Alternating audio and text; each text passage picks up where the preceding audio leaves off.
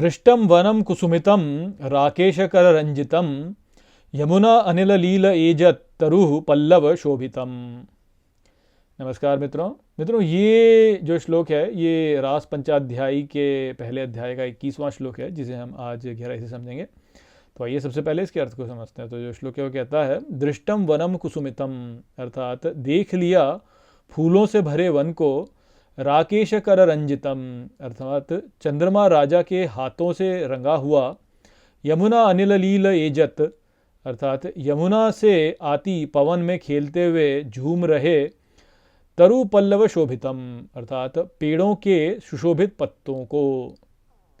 तो यहाँ पर अब भगवान जो है आगे और गोपियों को छेड़ने हेतु जो है आगे कहते हैं कि तुमने अब देख तो लिया ही यहाँ पे कि फूलों से भरा हुआ ये वन तुमने देख लिया, चंद्रमा जो है वह उसके हाथों से रंगा हुआ ये वन तुमने देख लिया, यमुना से आती पवन से खेलते हुए जो झूम रहे ये पेड़ हैं उनके सुशोभित पत्तों को तुमने गिरते हुए और झूमते हुए यहाँ पे देख लिया। तो बस ठीक है, अब हो गया ये तुम्हारा, अब और तुमको क्या चाहिए। तो यहाँ पे फिर से वही बात चल रही है यहाँ पे भगवान की कि देखिए कई बार जब हम साधना करते हैं या भगवान की ओर हम प्रयास करते हैं तो उसमें कुछ अच्छे अनुभव होते हैं और हम उन अनुभवों पर ही यदि केंद्रित हो जाएं तो कई बार उससे जो है हमारी साधना जो होती है उसमें विघ्न आ जाता है। तो हमको ये लगता है कि अच्छा यह ही सब कुछ है वास्तव में। जैसे मान लीजिए कि आप जो है आप भक्ति करते हैं और भक्ति से जो है आपको कुछ अच्छा अनुभव कुछ हुआ तो आपको लगता है कि हाँ ठीक है, यह ही है वास्तव में, यह ही है भगवत प्राप्ति और इससे अधिक आगे कुछ है नहीं। और कई बार ऐसा भी होता है कि थोड़े से समय के लिए जो है हमको कुछ प्राप्त हो जाए तो हमको जो है उसमें आनंद आता है। तो एक तो ये है। दूसरा क्या होता है कि कई बार भगवान जो है इनकी ये एक ट्रिक होती है, जिसे कहेंगे आप, उनकी युक्ति होती है। वो इस प्रकार से वास्तव में भक्त को खींचते हैं अपनी ओर कि वो क्या करते हैं कि थोड़ा सा कुछ आनंदमय प्रदान करेंगे। अब वो जब आनंदमय प्रदान करते हैं तो वही भक्त को मज़ा आता है बहुत कि वाह क्या बात है। जब भक्त को अच्छा लगता है फिर उसे खींच लेते हैं वापस। जब उसे खींच लेते हैं तो भक्त तड़प जाता है, भक्त बोलता है यार मेरे को तो ये चाहिए। तो जब उसे लगता है कि मेरे को ये चाहिए तो फिर और जाएगा और प्रयास करेगा। तो इस प्रकार से, क्योंकि होता क्या है कि जो ये भक्ति का मार्ग है उसको वैसे तो कहते हैं कि बहुत सुगम मार्ग है, किंतु इसमें जो है बहुत व्याकुलता वाली अवस्था भी होती है कि भगवान को पाने के लिए एक व्याकुलता चाहिए होती है। जैसे जो रामकृष्ण परमहंस है उन्होंने बताया ना कि उनसे किसी ने पूछा कि भाई भगवान को पाने के लिए क्या चाहिए होता है। तो उन्होंने बोला कि ऐसा चाहिए होता है जैसे कोई व्यक्ति डूब रहा हो और उसको जो है उसको हवा उसको चाहिए हो उसको।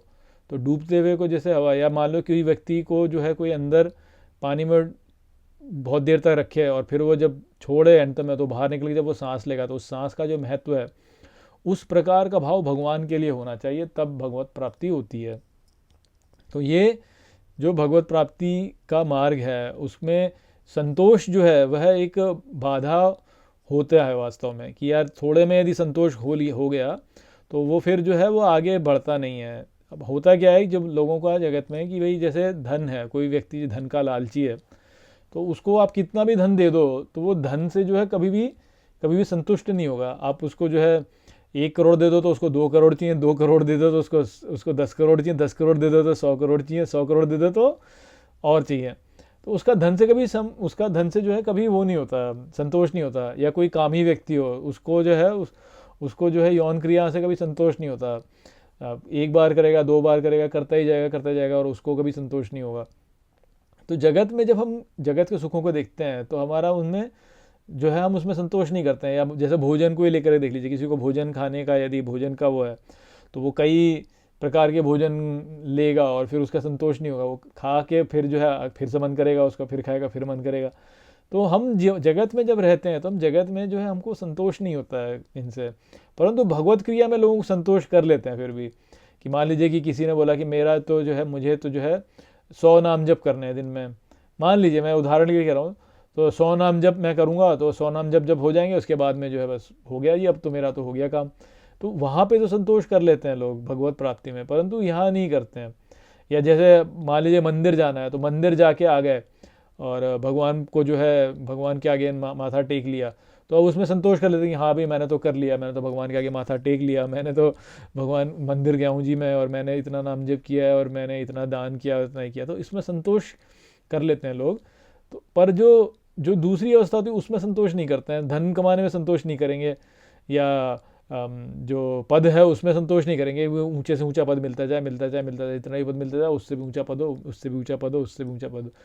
तो ये जो समस्या है, इस समस्या का यहाँ पे निरूपण है एक प्रकार से, कि भगवान कहते हैं कि तुमने देख तो लिया ही, अब यहाँ पे इतना सुंदर ये वन है, और ये सब यहाँ पे जो है पत्ते झूल रहे हैं, और सब कुछ बढ़िया चल रहा है यहाँ पे, तो तुम अब यानी बस ठीक है, हो गया तुम्हारा, ये तो हो गया, तुमने कर लिया, अब चलो बढ़िया है जाओ वापस।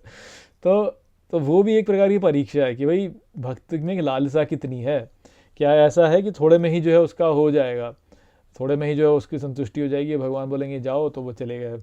तो इससे भी क्या सिद्ध होता है, इससे भी ये सिद्ध होता है कि हाँ यानी एक, जैसे कहते हैं ना कि फॉर्मेलिटी ही निभानी है, यानी एक आडंबर सा हो गया, अपना आडंबर कर दिया, और अपनी जो है औपचारिकता में निभा के जो है अपने वापस चल दिए।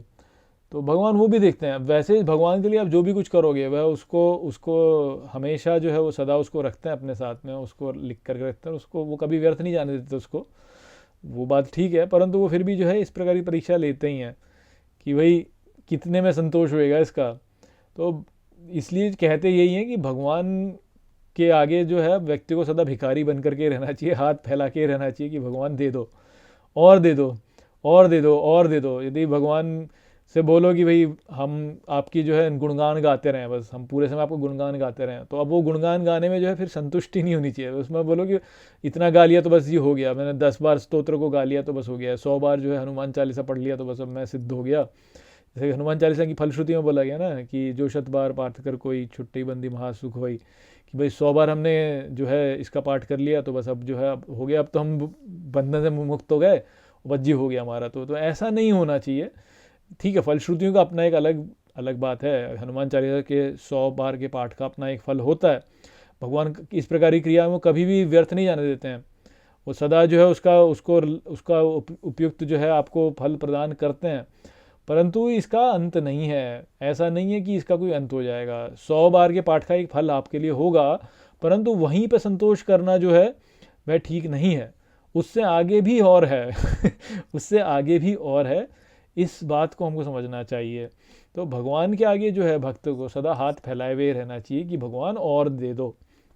और यहाँ पे और मानने से धन मांगना नहीं है कि धन दे दो, पावर शक्ति दे दो, ऊंचा पद दे दो, ये वाली बात नहीं है, क्योंकि ये मांगना वास्तव में भगवान से मांगना हुआ ही नहीं, ये तो वास्तव में भगवान की पूजा भी नहीं हुई, ये तो जो है आपने धन को महत्व दे दिया। यदि आप भगवान से धन मांगते हैं तो आपने धन को महत्व दे दिया, अपनी भक्ति को आपने बहुत सस्ते में बेच दिया, ऐसा बोला जाता है इसको, आपने अपनी भक्ति को बहुत सस्ते में बेच दिया। यदि आप बोलते हैं कि भगवान मैं हनुमान चालीसा का मैं पाठ करूँगा 100 बार, और मुझे जो है हनुमान जी जो है मुझे जो है एक गाड़ी दिला दें मान लीजिए, तो आपने जो हनुमान चालीसा का 100 बार का पाठ किया वो बहुत ही सस्ते में बेच दिया आपने, कि हनुमान जी को तो बहुत ही सरल है उनके लिए एक गाड़ी आपको देना, और आपने 100 पाठ किए, तो आपने आप हनुमान जी, जब 100 पाठ से आप हनुमान जी को ही पा सकते हो, तो आप गाड़ी क्यों लोगे। बात सारी ये है भाई, जैसे अंडे और मुर्गी का कथा आती है ना, कि एक अंडे मुर्गी थी जो कि सोने के अंडे दिया करती थी, तो एक बंदे ने जो है सोचा कि यार मैं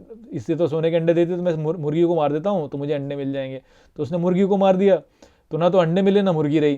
तो जो वो हम जब भगवान की भक्ति करते हैं और ये चीज़ें मांगते हैं, तो हम वास्तव में मुर्गी अंडे देने वाली, सोने के अंडे देने वाली मुर्गी को मार दे रहे हैं हम, वास्तव में एक प्रकार से बहुत सस्ते में बेच दे रहे हैं।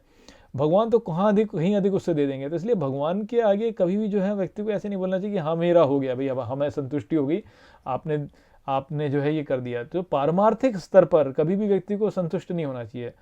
सांसारिक स्तर पर हम संतुष्ट हो जाओ, जितना भगवान देते उतने से संतुष्ट रहो, कोई समस्या नहीं है। सांसारिक स्तर पर मांगना की कोई आवश्यकता ही नहीं है, पर पारमार्थिक वस्तुओं को में जो है भगवान से निरंतर मांगते रहना चाहिए, मांगते रहना चाहिए, मांगते रहना चाहिए कि भगवान आप मिल जाओ, आपके गुण गाएं, हम आपके भक्त बन जाएं, अपनी भक्ति दे दो, अपनी जो है सदा हम आपको याद करते रहें, ऐसा हमको दे दो, अपना सानिध्य हमें प्रदान करो। ये, और इसमें कभी भी संतोष नहीं करना चाहिए। आपका नाम गुणगान गाने में तो कभी भी संतोष नहीं करना चाहिए कि भाई भगवान आप हमको ऐसा दो कि हम बस निरंतर आपके ही गुण गाते रहें बस। तो इस प्रकार की भाव जो है वो होना चाहिए, तो भगवान ही मिल जाते हैं। परंतु यदि व्यक्ति संतोष कर ले कि हाँ भाई मैंने तो 100 नाम जप कर लिया, मैंने तो बहुत कर लिया, भगवान के लिए बहुत कुछ कर लिया, चलो जी अब हम धन कमाएंगे, या अब हम भगवान से मांगेंगे कि हमें धन दे, तो फिर वो जो है वो बात फिर बनेगी नहीं वास्तव में। फिर वो तो यानी आपने बहुत बहुत बहुत सस्ते में बेच दिया उसको, अपनी अपनी उसको। भगवान को जो व्यक्ति पा सकता है, मनुष्य जन्म जो है उसका तो जो मूल है वो यही कि भगवान ने अवसर दे दिया कि तुम मुझे पालो, परम पद को पालो, इससे ऊंचा और कुछ हो ही नहीं सकता। ऐसी चीज़ जो मिलने पर और कुछ मिल जाए, ऐसी कल्पना ही नहीं कर सकता है कोई कि भाई ऐसी कोई चीज़ मिल सकती है हमको, वो देने को तैयार है भगवान मनुष्य जन्म में। और उसकी बजाय जो है व्यक्ति पूजा भी करे, पाठ भी करे, और उसमें मांगे क्या भगवान से कि भाई आप हमको धन दे दो। अब क्या होगा धन का, मरने के पश्चात क्या होगा धन का, वो तो चला गया ना, तो भगवान तो मिले नहीं तब भी, तो क्या फ़ायदा हुआ फिर उस धन का। तो वो चीज़ यहाँ पे है जो कि आप हमको समझाई जा रही है। तो भगवान यहाँ पे बोलते हैं हाँ तुमने देख लिया, ठीक ठाक है, बढ़िया देख लिया तुमने, यहाँ पे मेरे साथ, मेरे यहाँ पे आए, मेरे धाम में आए, एक प्रकार से बोले वृंदावन में आए, वृंदावन ढंग से देख लिया, चलो भाई ठीक है अब जाओ, अब और क्या चाहिए तुमको। तो वो यहाँ पे हमको नहीं करना है, भगवान के आगे तो भिखारी बने रहना है, भगवान को छोड़ना ही नहीं है वास्तव में। तो वो संदेश था इस श्लोक में। आशा करता हूँ कि मैंने इस श्लोक को आपको ठीक प्रकार से समझा दिया होगा। चलिए उसी के साथ इस वीडियो को यहीं पे समाप्त करते हैं। नमस्ते।